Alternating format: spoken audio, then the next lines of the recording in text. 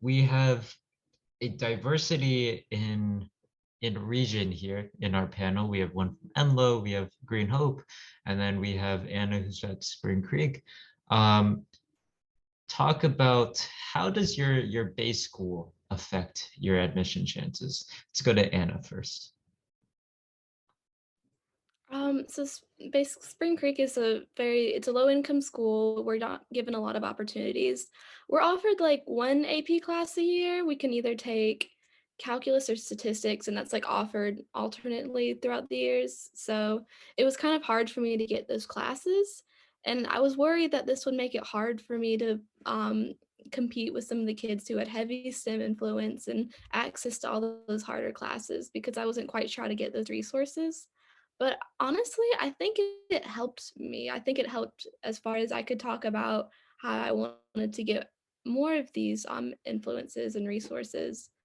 And so even though I didn't really have that background, I think it definitely helped coming from a smaller and lower income school. Great, thanks so much. Let's go to Shashank.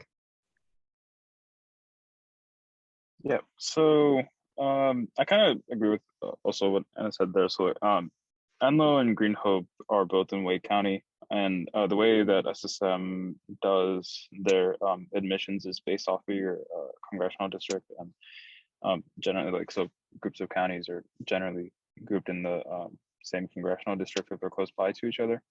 So um, what SSM really evaluates you on is how are you making use of the resources that are already provided to you, right? So our resources that we had at Green Hope are and really any Wake County school are much different than what Anna had at Spring Creek, because we have upwards, I think, of like 30 AP classes that people can take overall, and people have been taking like university classes here, and there's a lot. I guess there's a lot more resources because we're closer to like the RTP area, and with that comes much harder admissions chances.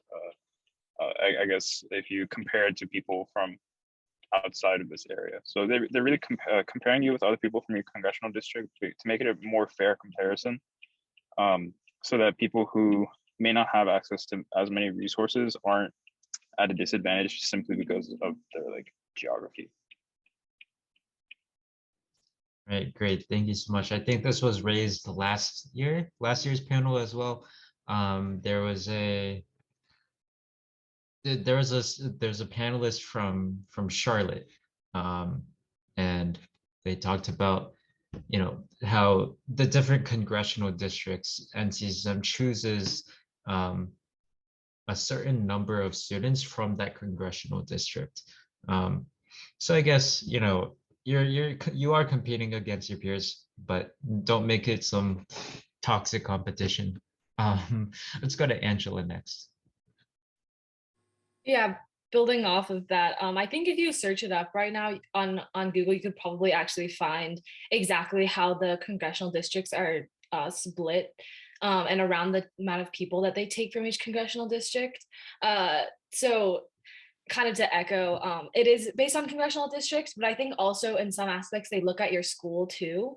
That might be a little different from me because I come from Enloe, which, if you didn't know, is a magnet high school. So they offer a lot more opportunities in terms of chances and like clubs and stuff like that. So in Enloe, in my sophomore year, I was able to take 8 APs, and I was able to take 3 in my freshman year. So obviously it's a lot different from a lot of public high schools in the chance that there's like a lot more of classes, but they definitely look at that based on your school. So even though I was able to take that, that doesn't give me an edge over students from like public schools if they aren't able to have those opportunities in general. So that's what they look at.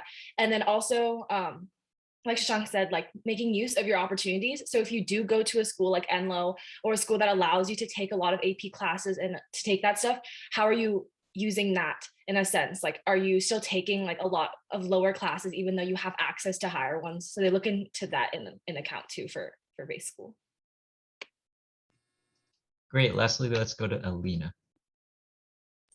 Yeah, see, because you can't really like change your base school, I guess I would say to not worry about how it affects your admissions chances, and just like everyone has said, focus on like making the most out of yours.